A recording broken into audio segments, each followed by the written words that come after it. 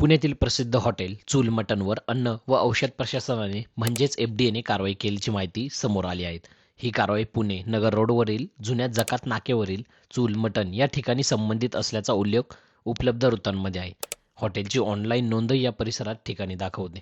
तसेच एफडीएच्या तपासणीनंतर अस्वच्छता आणि आरोग्यविषयक नियमांचे पालन होत नसल्याने आढळल्याने संबंधित अन्न परवाना निलंबित करण्यात आल्याचे वृत्त आहे.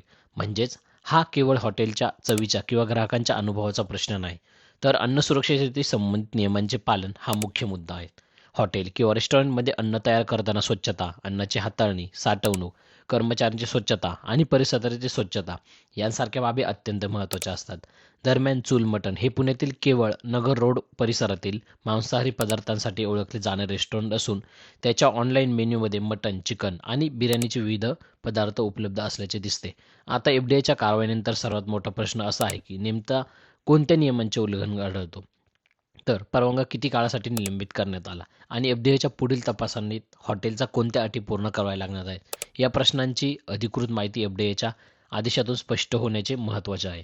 मात्र एक नक्की की खाद्यपदार्थाची चव जितकी महत्त्वाची तितकी ग्राहकांच्या आरोग्याची सुरक्षितता महत्त्वाची. तर तुम्ही या हॉटेलमध्ये जेवला आहेत का? तुमचा अनुभव कमेंटमध्ये सांगा. अशाच झटपट आणि महत्त्वाच्या महाराष्ट्रातील अपडेट बातम्यांसाठी चॅनलला सबस्क्राईब करा.